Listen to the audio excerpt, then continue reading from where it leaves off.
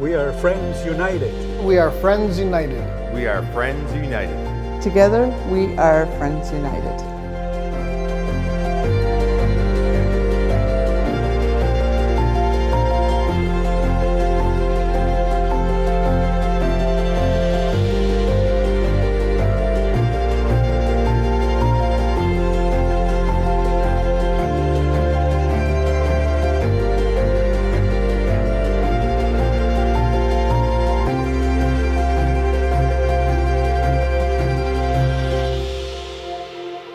Working with elders, knowledge keepers, in the classroom, working with students and teachers. And I had to take that grassroots experience and translate it into politics and policy. And it was just, oh my gosh, it was quite a learning curve for me. I also worked in the residential schools unit. I was able to travel to pretty much every community in those regions to meet with survivors and just hear their stories. And so it really helped me to really ground in understanding just what the impacts of colonization and residential schools were. So I ended up creating the Indigenous Circle approach to cultural confidence as a framework for reconciliation. I call it my how-to guide. The feedback that I got afterwards with my course, although I had originally targeted it towards non-Indigenous people, a lot of Indigenous people ended up taking it, and they said, well, Shannon, cultural confidence is about us too. It's not just about non-Indigenous people, because we grew up in those same school systems. So we have a lack of knowledge and a lack of confidence about who we are as well. And I'm like, yeah. So again, another power to the people event. So I was really happy that it resonated for both Indigenous and non-Indigenous for different reasons. Tell me what your feelings are about Friends United. Yeah, the first time I came here, I was just blown away. I was so surprised and so excited, and I thought, what a wonderful gem this place is, and just an opportunity for artists to be supported and to build that capacity. And, you know, the whole idea of Friends United, the name itself, right, is so inclusive and all-embracing. I think they've done just a wonderful job. Rolf's done just a wonderful job with his team and his vision and the desire to really help collaborate with, not for. And, you know, that's kind of at the heart of any advocacy or activism that you've heard across the country is, you know, nothing about us without us. And don't do for us, do with us, walk with us. And so I think, you know, Rolf has been ahead of his time in that regard of understanding that you can't do for, it has to be about working together. Yeah, and still lots to do. And, you know, I think it's about our next generations and just really celebrating them. And I guess the final comment I would have is just being inspired by this center and by the creativity. And you and I have both seen the personal journeys of different artists who have been impacted by the reverence and the celebration of their artwork. It's what I see with Indigenous youth when we give them that opportunity to find their own cultural expression, to have their own creativity. It really impacts and changes and creates that cultural confidence that is so important in order to be the change that they want to see. And I think we need to use art as a medium for people to find their voices and to continue to celebrate. Yes, and to push through any perceived ceilings Yes. above them.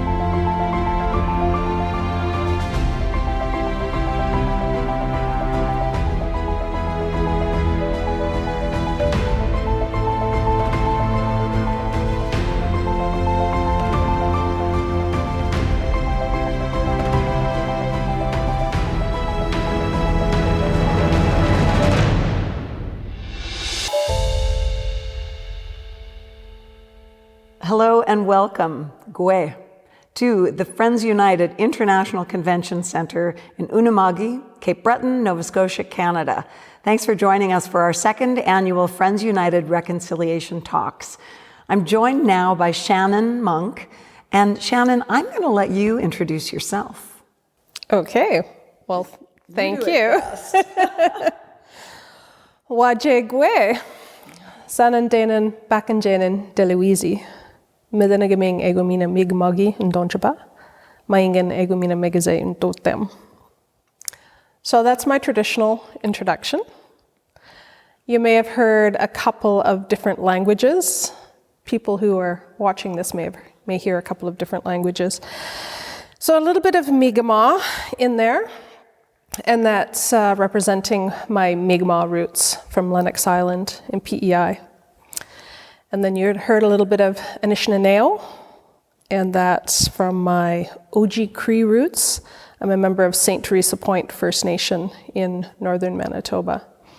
And of course the English. You know, I have some Celtic roots from the eastern shore of Nova Scotia.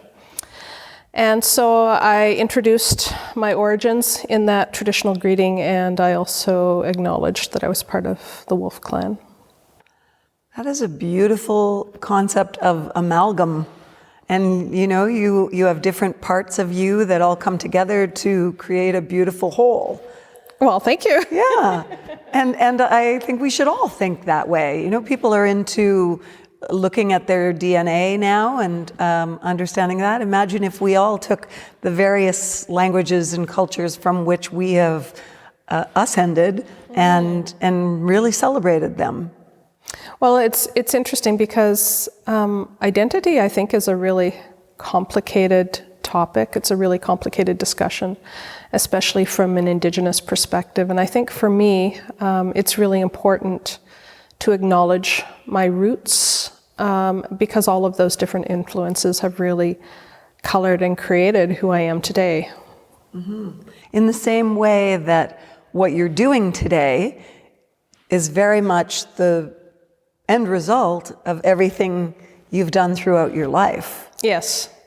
And you had asked me, how would I describe myself? And I had to take a few moments, and then I said, an educator.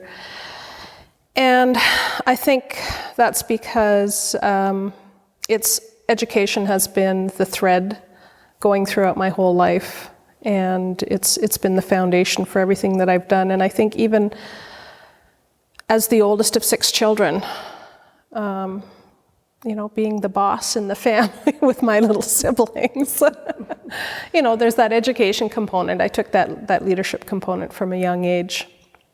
And then ended up going to university and studying Native studies and education. So education and just that opportunity to be involved in learning and exploring and sharing and teaching was really important. I ended up being a teacher up in northern Manitoba, St. Teresa Point First Nation, as I mentioned. I taught on the reserve in the community for over 10 years, everything from nursery to grade 10. And my career kind of just built on that education component. So I have 4 children, and we kind of traversed the country together. And so when we left the north, we ended up relocating to Nova Scotia for a while. And I was not a teacher anymore in the classroom, but I was an adult educator. So I worked with people with different barriers and challenges to employment and helped them to build their skill sets and to get into the work worlds that they were interested in pursuing. Within the Indigenous community or on a broader base in the province? Both. We certainly had Indigenous clients, but it was a broader base at that time. After that, I ended up moving to Toronto and worked at York University for a couple of years, supporting students to be successful at the university level. So again, that education component. Then I moved up to Yellowknife in the Northwest Territories, and I worked as the cultural education coordinator. So I supported 200 teachers in 8 schools to integrate Indigenous perspectives and specifically Dene perspectives into the classroom. So all of that kind of grassroots in the classroom, working with people experience. I wasn't really sure what I was going to do when I made my next move to Ontario. Let me ask you before you moved to Ontario, and I am tracing on the map in my mind your journey. It's wild, it's fabulous. When were you up there doing that work, integrating? In Yellowknife, 2006 to 2009. That's interesting, and that's what is being, the country is being called to do that through the recommendations. Yes, the TRC calls to action, for sure. Well, yeah, so hold that thought, because I ended up relocating to Kingston, Ontario, but while I was up in Yellowknife, I had been encouraged by the Dene National Chief to work in Ottawa in the National Chief's office. And so, long story short, I ended up working in the Education Secretariat of the National Chief's office for 4 years, and then 2 years in the residential schools unit. And so it was really an interesting time for me, because up until that point, I had been in communities, working with elders, knowledge keepers, in the classroom, working with students and teachers. And I had to take that grassroots experience and translate it into politics and policy. And it was just, oh my gosh, it was quite a learning curve for me. And at that time that I started working with the AFN in Ottawa, I decided to pursue my master's in public administration with a focus on Indigenous policy and governance. And I always say that I couldn't have done the master's without the job, and I couldn't have done the job without the master's. It was just this perfect marriage at the perfect time. And so while I was in the Education Secretariat, I had a number of different projects that I worked on, but kind of 2 that were high-profile accomplishments for me. One was working on the It's Our Time First Nations Education Toolkit. And just creating this at the time, it was a hands-on physical toolkit that teachers could use to help build confidence and knowledge with both students and teachers around Indigenous issues, specifically First Nations issues in Canada. And then the other project I was working on was as the lead for the update of the blanket exercise that had been developed by Kairos. And so that blanket exercise had been initially developed in 1993 in response to the RCAP, the Royal Commission on Aboriginal Peoples, and it ended up kind of sitting on a shelf, as they described it to me, for a number of years. And so they approached AFN and asked us if we would help them to ensure that it was culturally appropriate and relevant and updated. And so I worked with them on that blanket exercise. And it was actually we ended up taking it to Manitoba and working with a group of educators in Manitoba to really kick it up a notch, I think, in terms of its interactive component and making it really, really powerful and meaningful. So those were the 2 kind of big projects at AFN, along with all of the policy work and legislative work and that sort of thing. But I also worked in the residential schools unit. And so I was a community liaison, one of 4 from AFN, that worked through the 3rd phase of the Indian Residential School Settlement Agreement. And so we worked with survivors and elders to help them access their personal credits. So just another component of the settlement agreement. And I was lucky enough to have the Yukon and the Northwest Territories and Alberta as my geographic areas.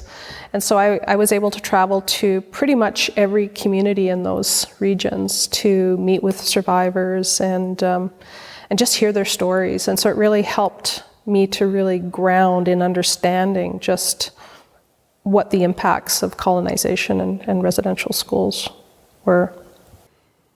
Are you proud, looking back, to see you were helping to lay the tracks, the groundwork for the commission? Yeah, and I hadn't really thought about it. Well, when I was in the residential schools unit, the TRC TRC or the commission was already doing its own thing. So we were kind of doing some of that in tandem.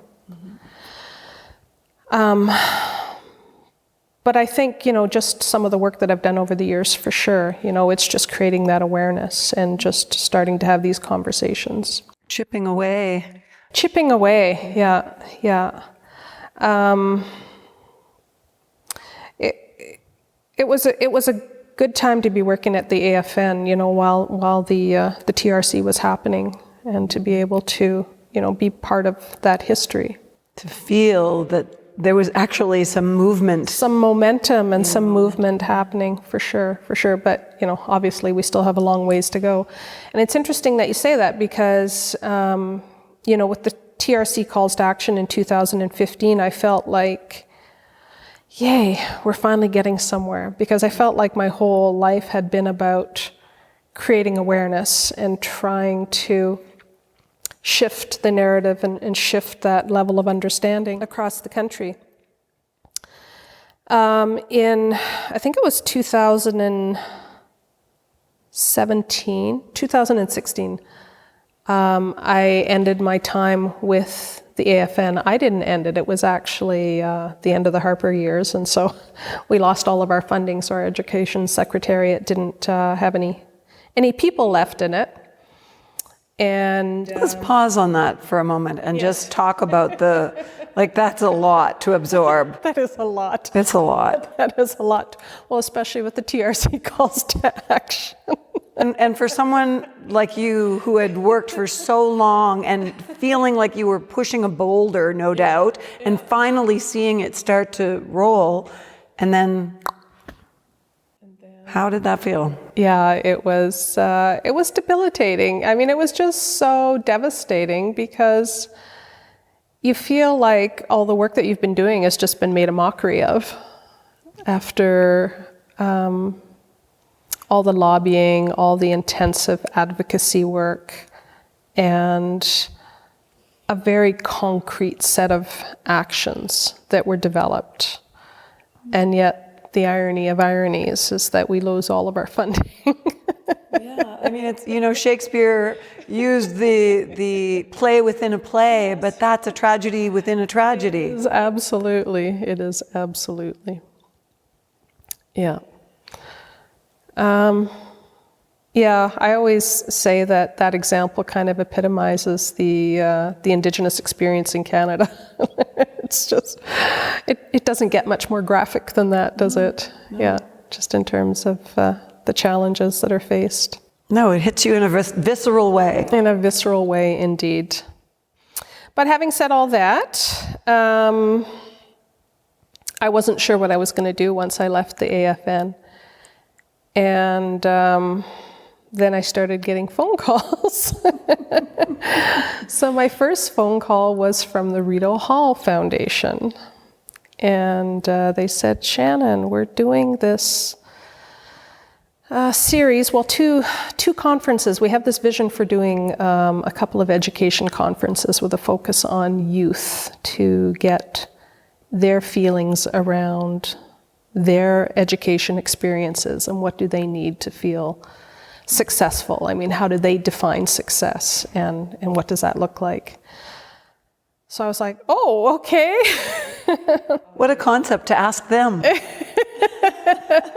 It was actually really awesome. So I ended up working with, my very good friend, Peter Hodgson, who's the CEO of Three Things Consulting. And together we worked on this project and pulled together these wonderful conferences and had just amazing youth there. And we said if we're gonna do this, we're not doing a typical conference with a bunch of tables and plenary sessions and speakers and we said we're doing it our way. So we ended up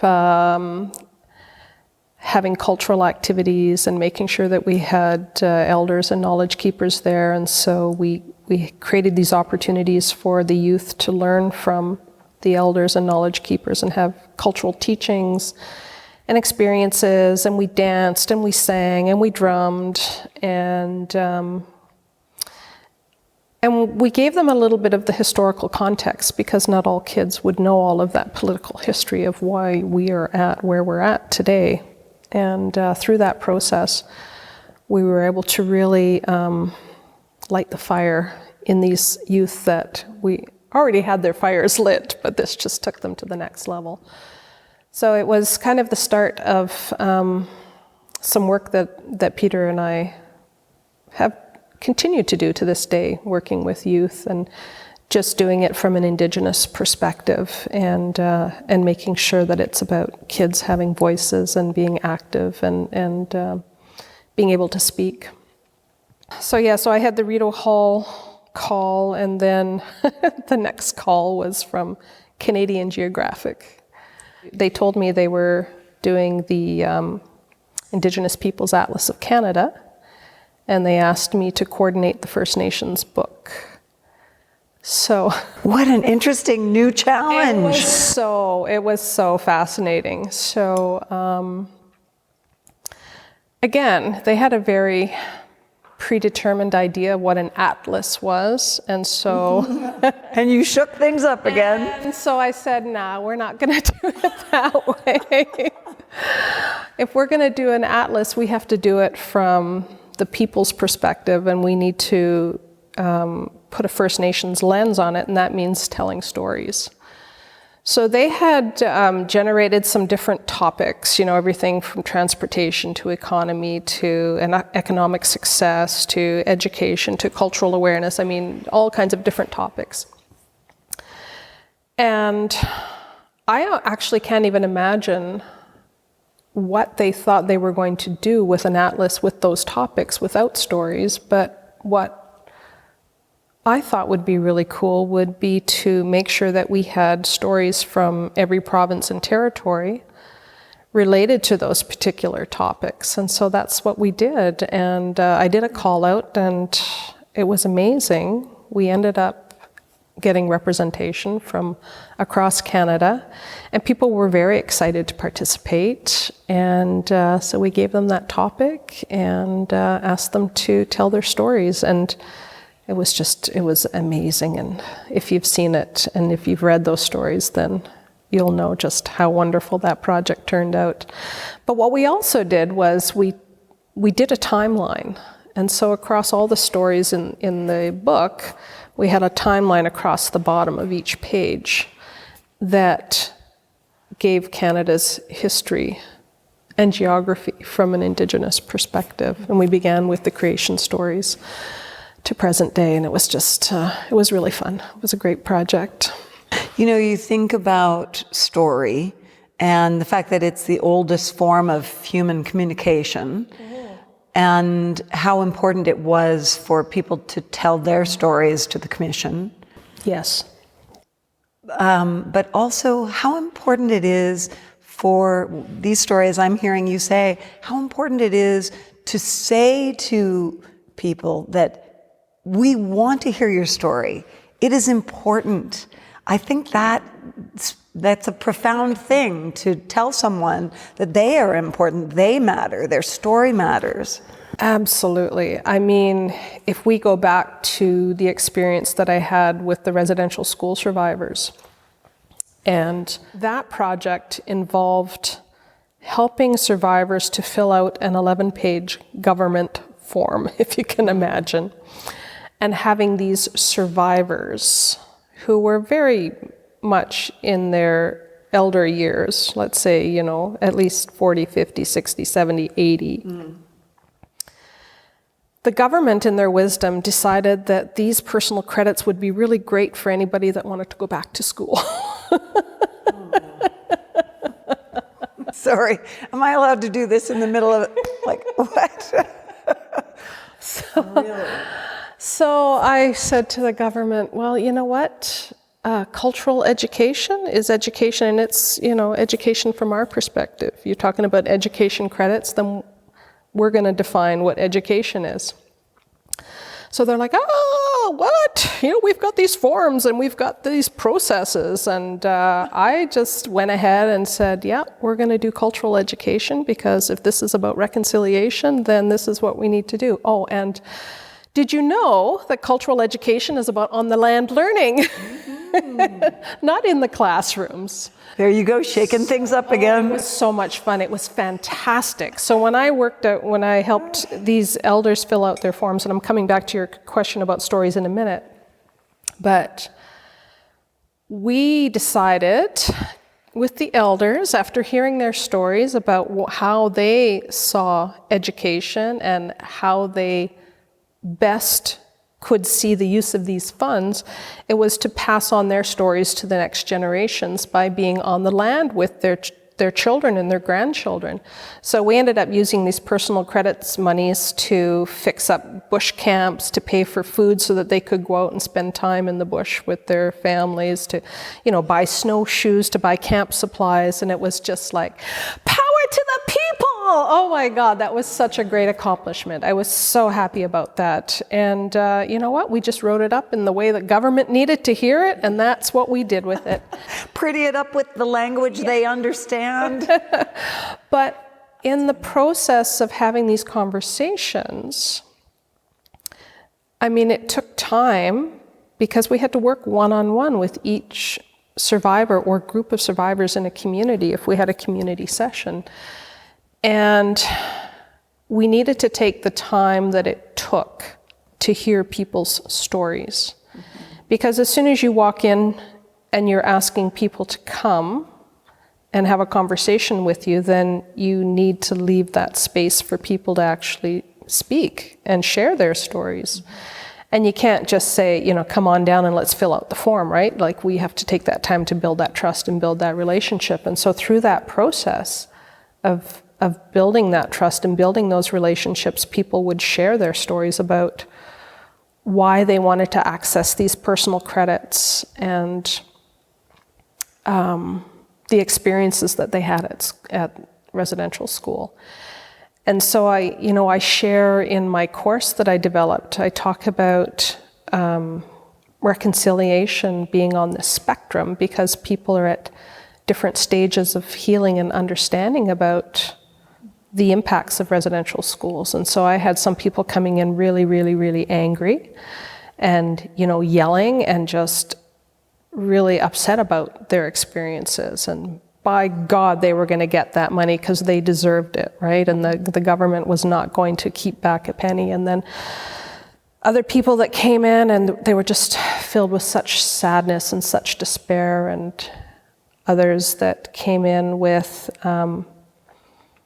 you know, just almost a neutral place, you know, and I think it was just maybe numb almost.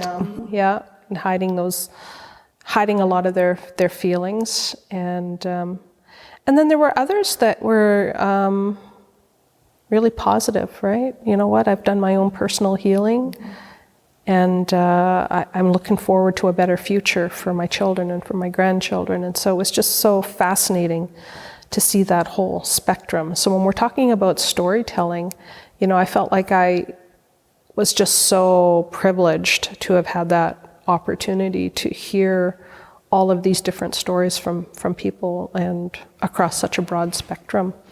Privileged is one part of your experience, but I'm also wondering how challenging it was for you to hold space for all of those big, deep emotions. It was, there was a lot of debriefing, there was a lot of ceremony, there was a lot of my own personal healing just to go through that. It was really, really intense, and it was over a period of a year and a half. And it was, well... Like, it makes me want to cry talking about it here. So, you know, if tears can come to my eyes just feeling what you're saying, then I can't even imagine, A, the gift you gave those people by hearing their stories and holding that space, but also how it must have impacted you. It absolutely did, and yet it was, you know, it was worth it because I knew that I was doing really good work, and you know, my goal was to get every penny I could from the government for the people, right, and to make that happen. So, and to manipulate and work the system, yes, to the advantage of our people, because our people have been so constantly manipulated. And that's right. And why not? Yeah. And so I did it within the letter of their laws and made it work for our survivors. And I'm very proud of that accomplishment. What do you think gave you that this is a strange word, chutzpah. I don't know if there's a word in Mi'kmaq, for instance, that means chutzpah, but what gave you that strength and willingness to speak truth to power?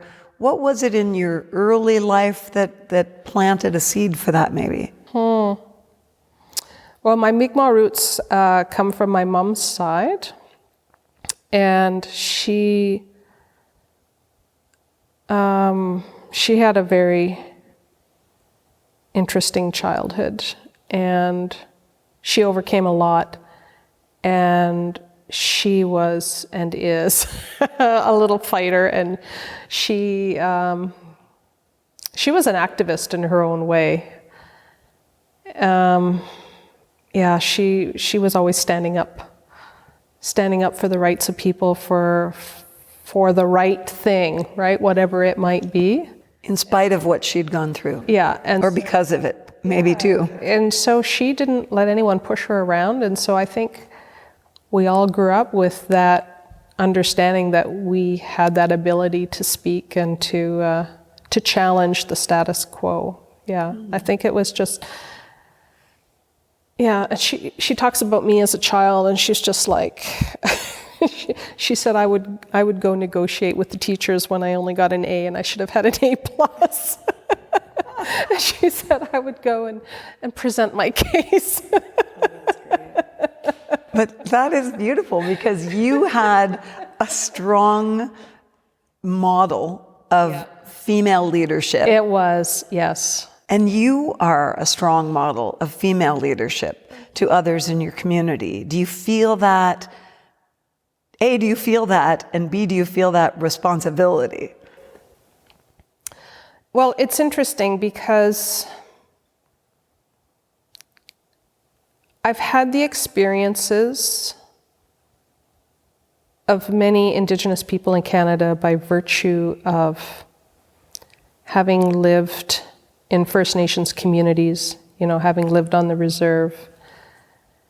But I also had the experience of privilege and not growing up on the reserve and having had the opportunity to travel. And I feel like because I have seen so much and I've experienced so much, it's just created my own internal sense of responsibility. And what I didn't share with you was when I introduced myself, my traditional name is She Opens the Door. And oh, I love it. And so it's kind of almost a jokey name in the community. And it's kind of related to kinship and you know, who's your father? Like, it's just kind of a funny joke, just the way the language is in St. Teresa Point. And so I never really liked the name.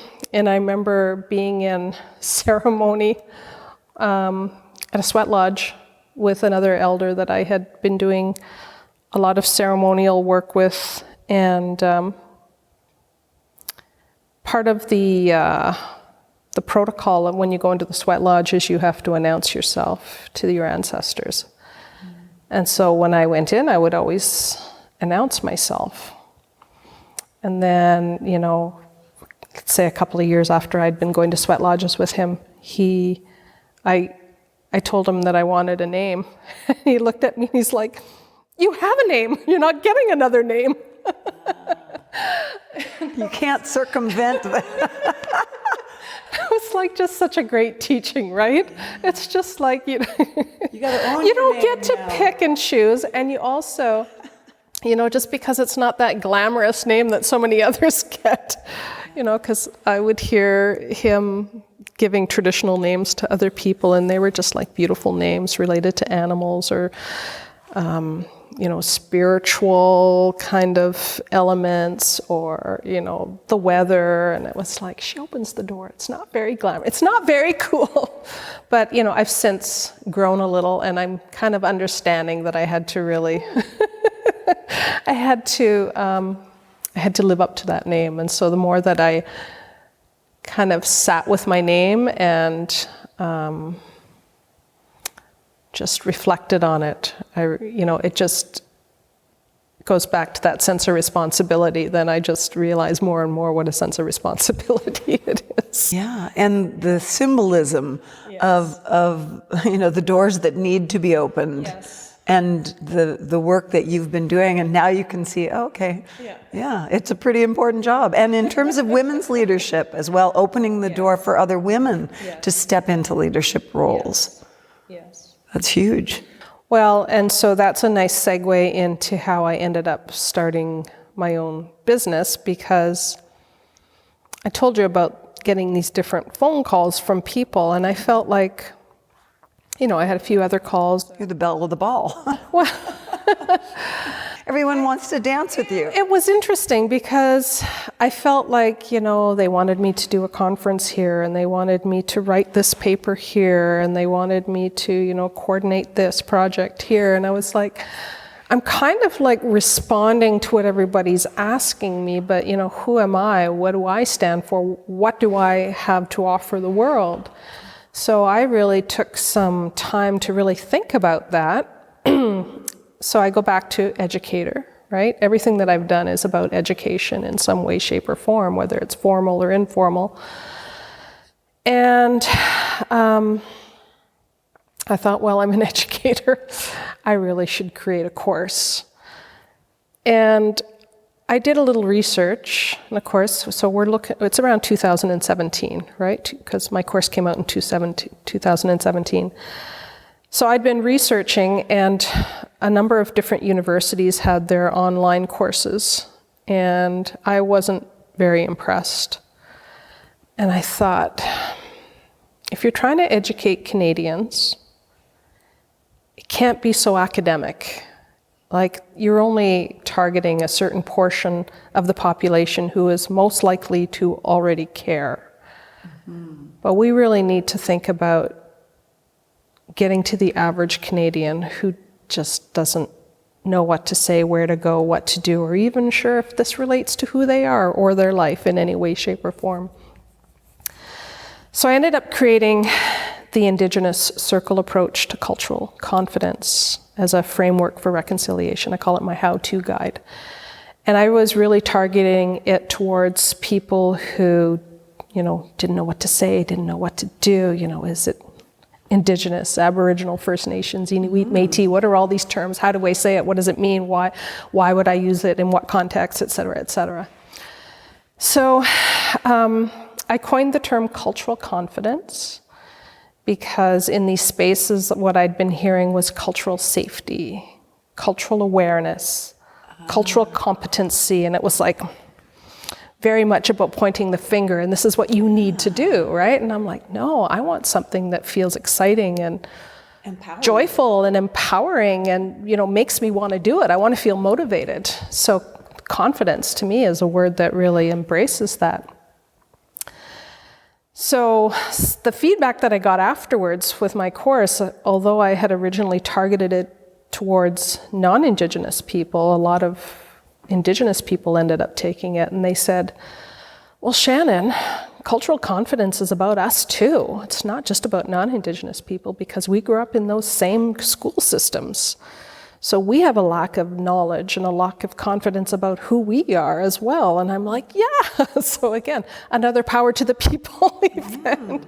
So I was really happy that it resonated for both Indigenous and non-Indigenous for different reasons. Let's backtrack just for a sec and dive deeper into that piece of education in terms of helping people understand the terminology, the differences between Aboriginal, Indigenous, First Nations, Inuit, Métis. Give us a crash course. Okay. Well, let me back up a little, and then we'll come back to that. Deal. Because in my course, I actually created 6 modules. And the 6 modules, I used the acronym CIRCLE. And so each of the modules helps the learner along their path towards understanding, becoming culturally confident, shall we say. So the C is creating space. I thought we had to start off with creating space because we had to create space for people to have that level of comfort and confidence to start talking about really scary topics like racism, like stereotyping, like privilege. And if we could create space for people to have conversations about those scary topics, then they would also understand the importance of their need to create space for Indigenous people to have conversations about these scary topics. So the creating space was a really important first step. Once you get people into that space where they're willing to open up their hearts and to have these conversations and to learn, then we get into the second piece, the I, Indigenous history and context. So that's where we start to learn about the terminology.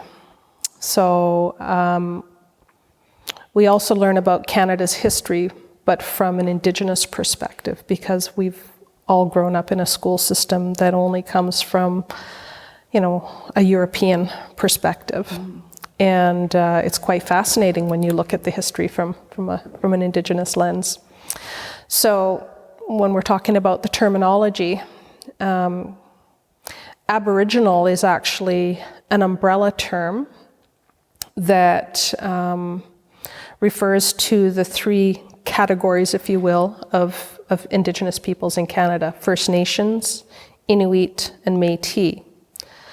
And Aboriginal is a legal term, and so it's that umbrella term, and it's embedded in the Constitution of 1982, and so that's why we see the word Aboriginal.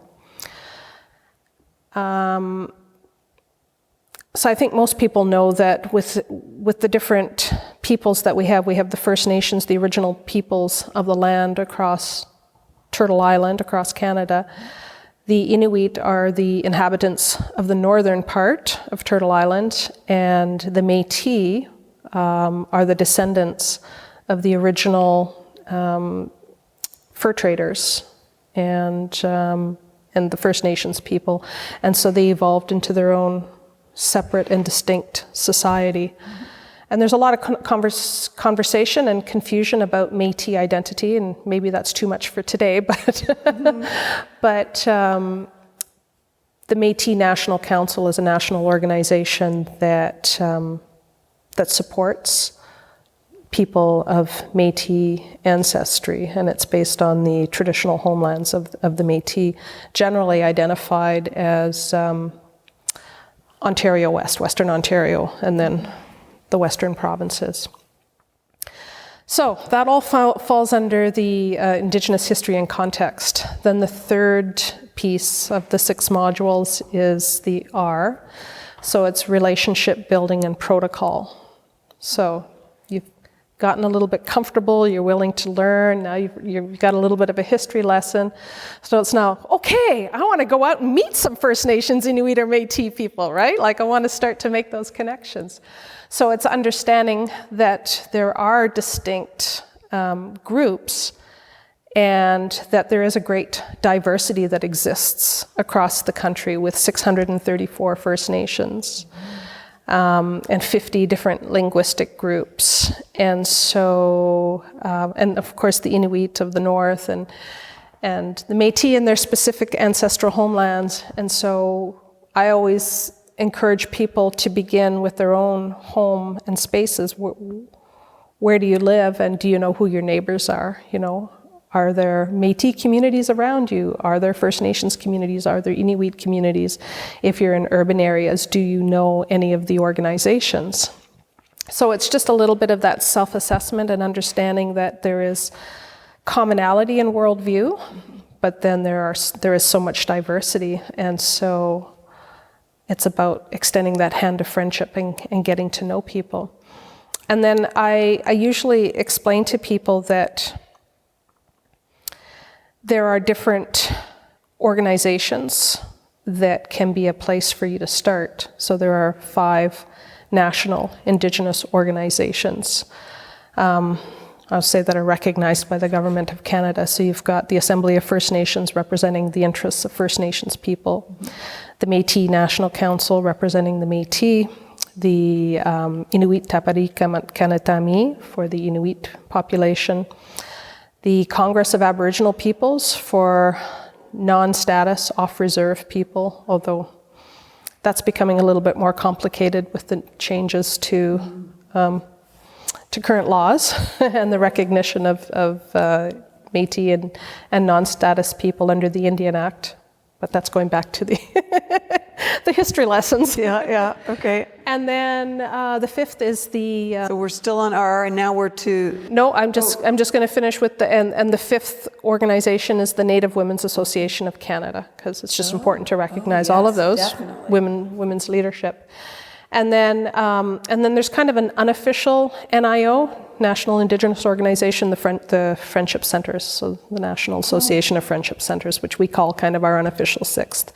And so anyone who's looking to build those relationships under the R, if you have no place to start, then start with those websites and at least get to know what their mandates are and who they support, and then they all have regional and local connections, so you can find someone to connect with in your province or territory. So that's the R.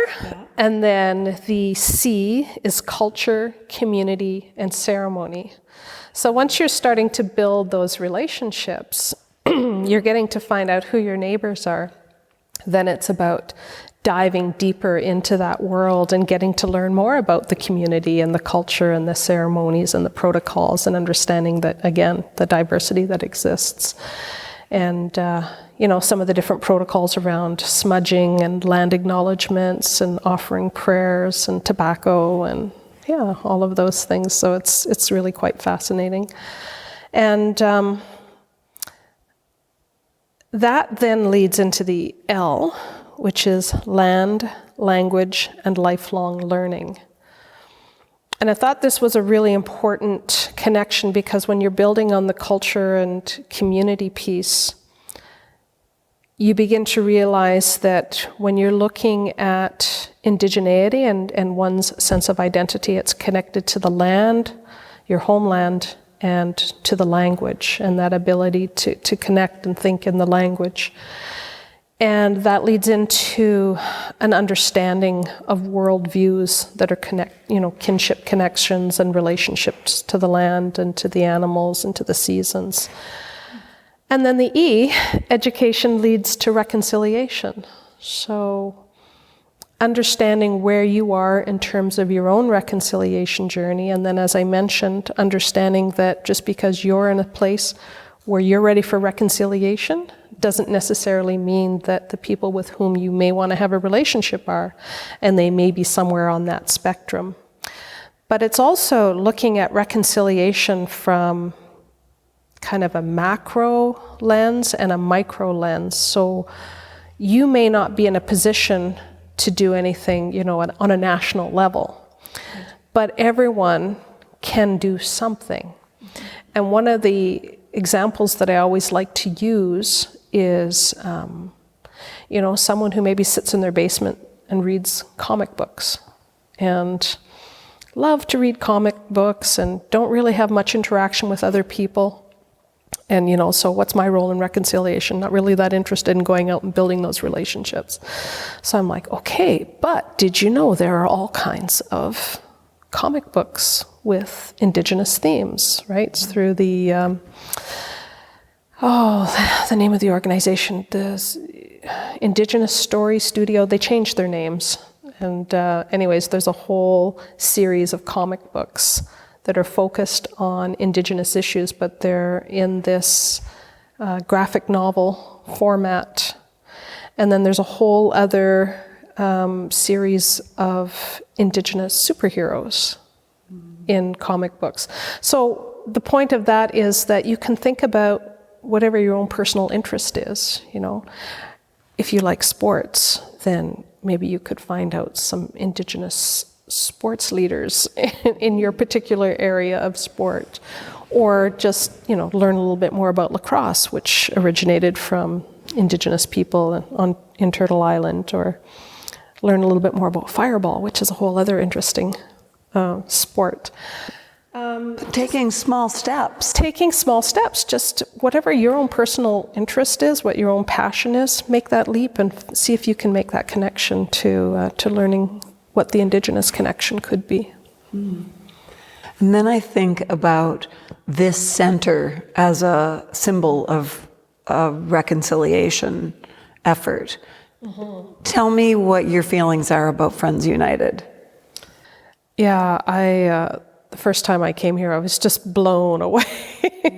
I was so surprised and so excited, and I thought, what a wonderful gem this place is, and just an opportunity for artists to be supported and to build that capacity. And the whole idea of Friends United, the name itself, right, is so inclusive and all embracing. I think they've done just a wonderful job. Rolf's done just a wonderful job with his team and his vision, and the desire to really help collaborate with, not for. And, that's kind of at the heart of any advocacy or activism that you've heard across the country is, nothing about us without us. And don't do for us, do with us, walk with us. And so I think, Rolf has been ahead of his time in that regard, of understanding that you can't do for, it has to be about working together. Yeah. I talked to Carrie Prosper about Sandra Simon's work, and because they were good friends, and he said something that really hit me in the heart, and that was that it was amazing to watch her. I don't think he used the word self-esteem, but that's what he was saying. Her self-esteem grow as she saw her work being really appreciated and celebrated here, and that really lifted her up. And I think that's true of so many artists who've been through here. So it's one thing to be helping in the careers, but it goes back to that idea of having your story and your self seen. That cultural confidence. Cultural confidence. I love that phrase. Yeah. Well, and so the work that Rolf is doing here really connects with the work that I'm doing now with the Assembly of Nova Scotia Mi'kmaq Chiefs, because we've been working on cultural authenticity. And last year we developed authenticity guidelines, and that was such an interesting process because we really wanted to address cultural appropriation and, trying to find a way to protect Mi'kmaq artists, because this work we're doing specifically in Nova Scotia for the Mi'kmaq of Nova Scotia. So we're looking for a way to help artists and makers, like creators of whatever cultural products they're creating, to have that sense of confidence and to make sure that we can find a mechanism for protecting their products as authentic. I'm going to give you a quick aside because the video I watched earlier of Sandra Simon doing her quill baskets, she talked about the fact that the elders who taught her gave her one rule, basically, and that was to not teach non-Indigenous people how to do it. Yes. And what she said was, then they will be mass-produced and they'll be coming out of China, and it takes away the meaning and the belonging. And so I just thought that was interesting. That's exactly what you're talking about. Yeah, and that's exactly building on those teachings and finding a way for our artists and crafters and tourism operators to be able to prosper by being able to offer these cultural products and own them. And to own them and control them. And that was part of cultural authenticity, is that it originates with the Mi'kmaq. It's owned by the Mi'kmaq. It's controlled by the Mi'kmaq. It's not other people telling our stories. It's not other people trying to create those opportunities without us. And so part of what we're also doing is developing an authenticity brand. So we've developed a logo. It's called Mi'kmaq Dusik, and that means made by Mi'kmaq. And who did the logo? So the logo is very interesting. It is a collaboration between Alan Syliboy and Loretta Gould. Oh, that's going to be powerful right there. It's so amazing. So again, I've been working with the chiefs and working with communities, and we had so much feedback from communities about what they wanted to see. And the chiefs wanted to make sure that we had artists creating this, not just some random company, putting together a graphic design. It had to be authentically Mi'kmaq. Perfect. And so with choosing Alan and Loretta as our cultural creators, they're also our cultural ambassadors, and being so well known, it was just a really nice fit. But also because they were, a male and a female, we've got that balance of energy from a cultural perspective that's really important. And also with Loretta being from Unama'ki and Alan being from the mainland, we had that geographical representation.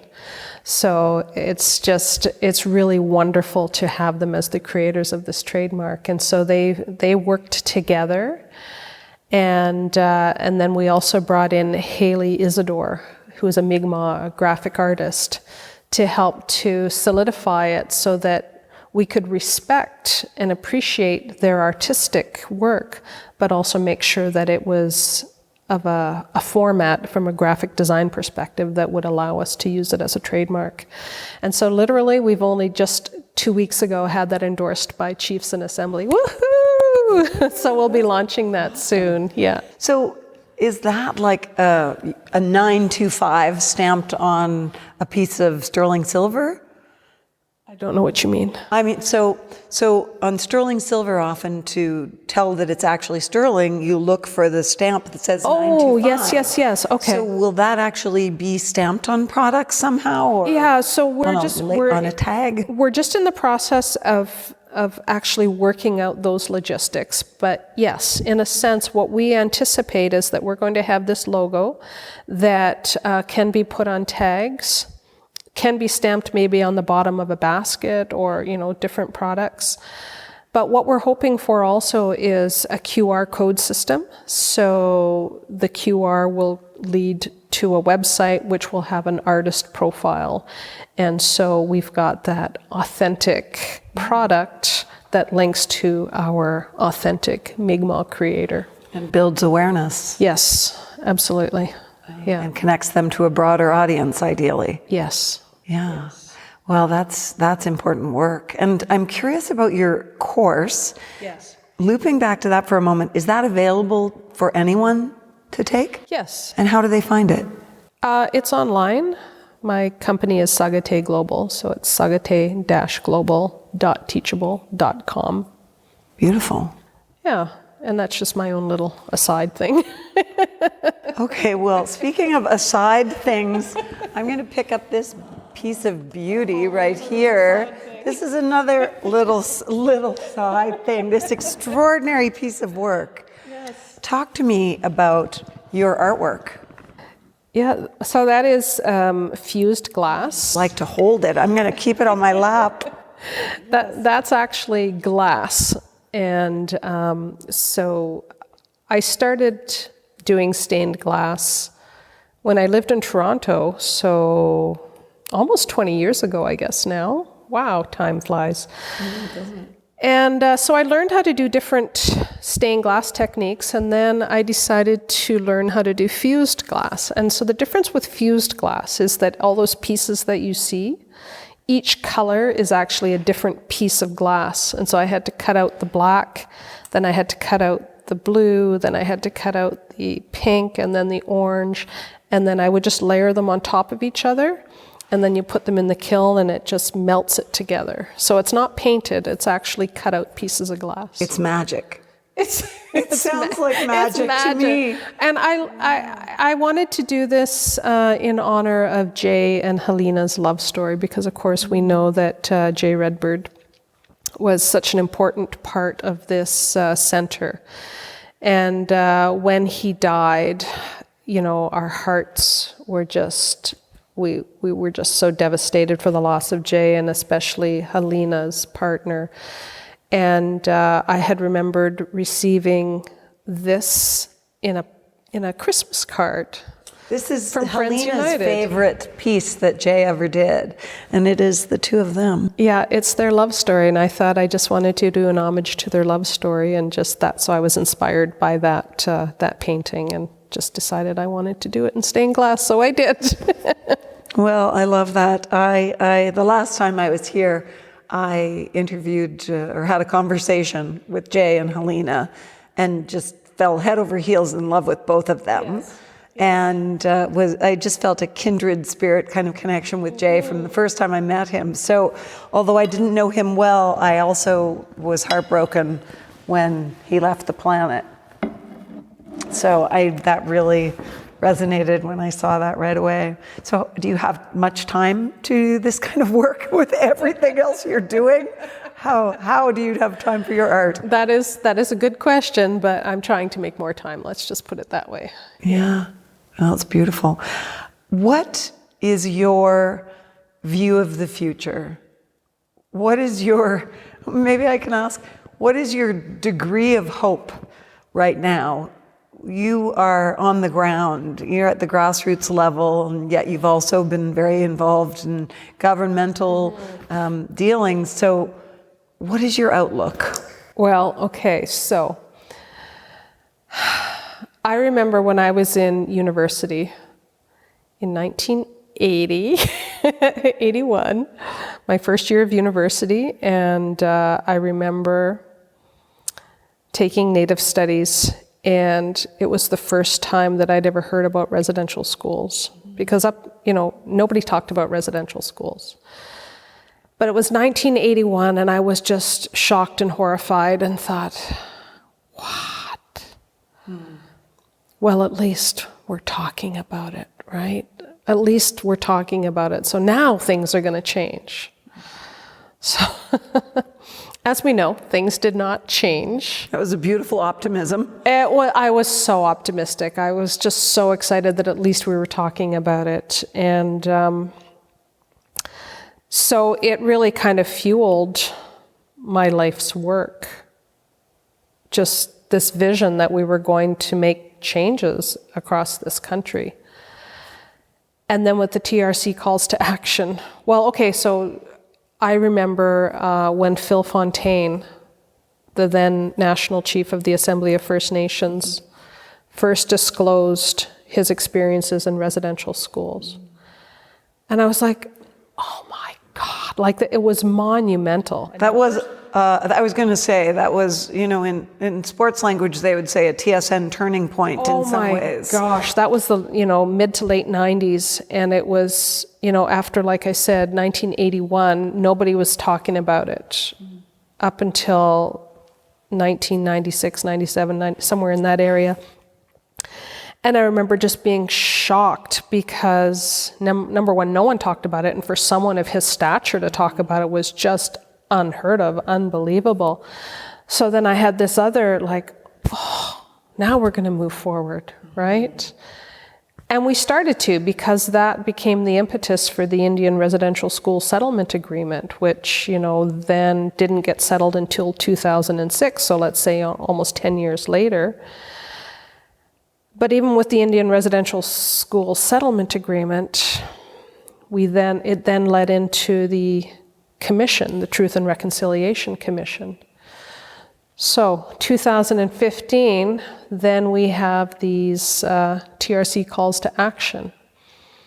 Then I do my course in 2017 going, okay, people are ready now, they're ready now. And this boulder's going to roll. It's going to roll. And, I felt like even with my course, it was like pulling teeth. Like the average Canadian did not buy my course. Who bought my course was organizations who had special leadership. It was those individual champions within organizations that championed and wanted my course. Mm-hmm. And at that time, it was like, this is the best thing that's ever been done on the planet. Like, oh my God, this is so good. Everyone should do this. But once people took my course, they got it, they understood it, and then it started to shift people. But before that, it was like pulling teeth, right? It was just, no, there's so much resistance. So I would say it's been slow. But I feel like the boulder is finally starting to move.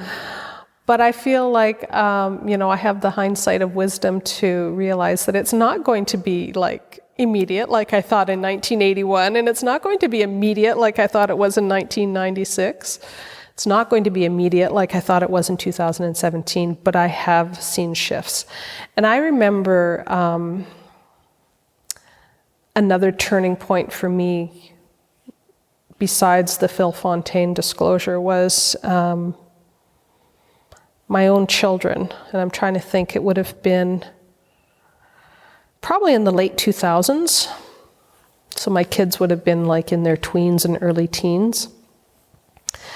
And they'd been really struggling for a whole variety of reasons with their own identity and not wanting to identify who they were or where they came from.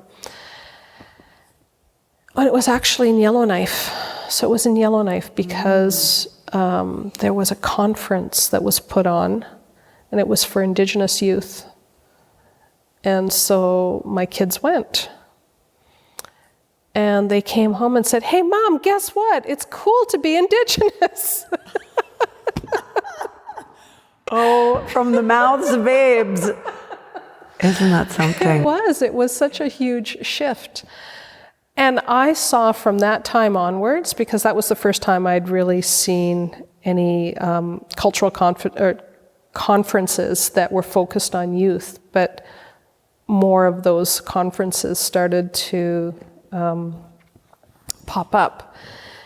And I started to see that cultural reclamation in the youth. So my kids were really very much a part of that generation where they started to realize, hey, like we've got some things to say and we've got some things that are really important to hear. And they started to shift their own feelings about themselves and the way that they express themselves in public. And I just saw that shift across the country, and that, the work that Peter and I have been doing with youth in different communities, and you can just see that. And so, yeah, I mean, that was like, 15 years ago or so, but I feel like there's change a-coming, like it's finally happening, and I think it's actually going to be our youth, because now that they've been talking about it in schools, we now have a generation of kids who are coming up and saying, well, of course we all should be getting along and we should be learning about this. And,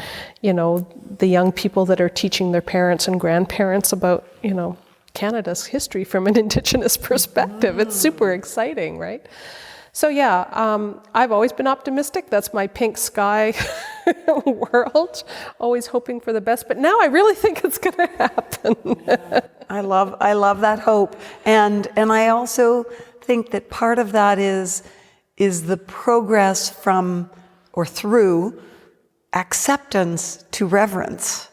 You know, that's like it seems like that's the natural progression, that we need to understand how we should be revering our First Nations, our Indigenous peoples in Canada.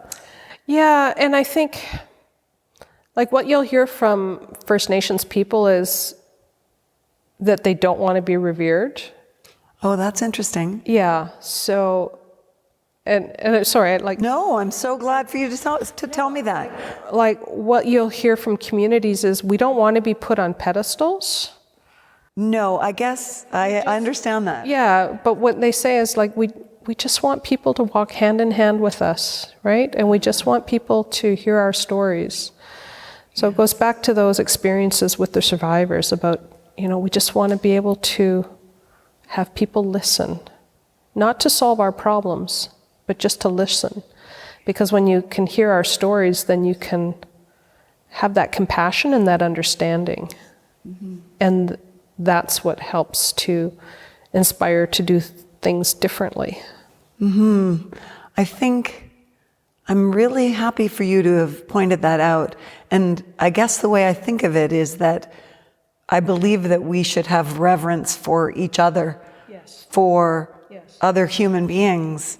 And I think of this place as being, you know, spiritual reverence. It is spiritual reverence to say, look at the beauty produced by these beautiful people. And as Eric Schweg said the other day, we are all part of the human family.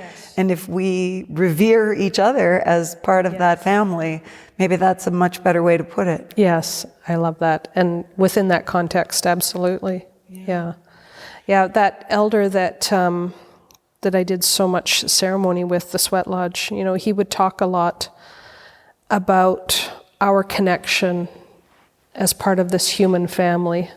And I remember he would always say, you know, if you cut me, I'll bleed. We have the same color blood.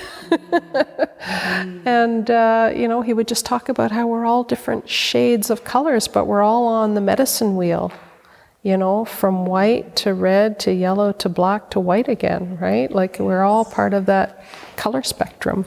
Yes, or that painting of J. Bell Redbirds out there that is the loon with the 7 birds representing the 7 teachings. And all the birds are different colors and slightly different shapes, but they're there in this picture joyfully playing together. And that you know, makes me feel the same way, that painting. I've so enjoyed this conversation, and I want to leave it to you to say, is there anything we haven't talked about that we should? No, I think we've covered quite a bit today. We've covered quite a bit, and in a beautiful, organic conversation, and I just want to say thank you so much. Oh, well, thank you. You did a great job of just leading the whole questions and conversation along. I'm just following along your path that you've mapped out across the country and probably around the world. And I thank you for how you're showing up in the world and what you've done for our country. Thank you. I really appreciate it. And what you will do. And still lots to do. And, you know, I think it's about our next generations and just really celebrating them. And I guess the final comment I would have is just being inspired by this center and by the creativity. And you and I have both seen the personal journeys of different artists who have been impacted by the reverence and the celebration of their artwork. It's what I see with Indigenous youth when we give them that opportunity to find their own cultural expression, to have their own creativity. It really impacts and changes and creates that cultural confidence that is so important in order to be the change that they want to see. And I think we need to use art as a medium for people to find their voices and to continue to celebrate. Yes, and to push through any perceived ceilings above them. Yep.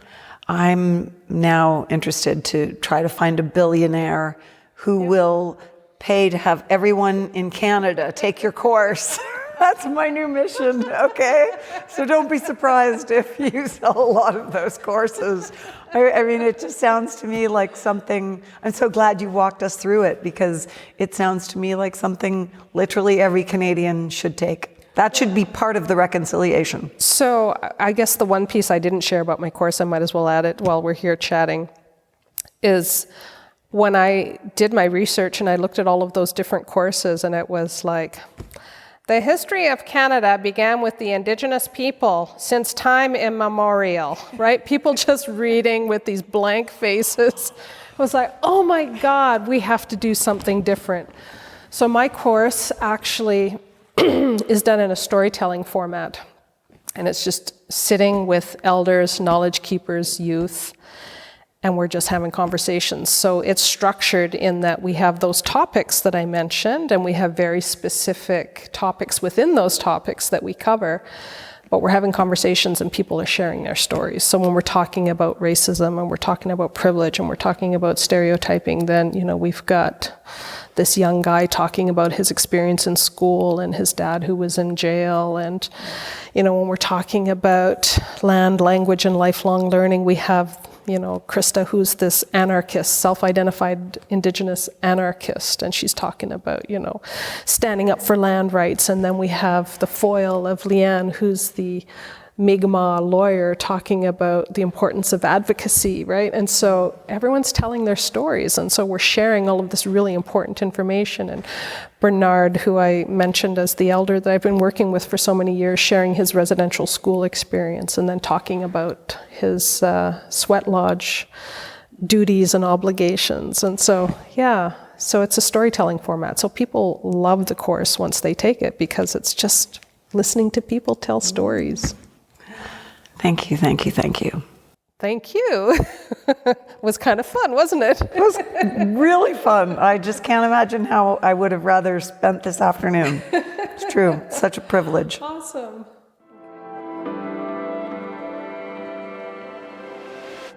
We are Friends United. We are Friends United. We are Friends United. Together, we are Friends United.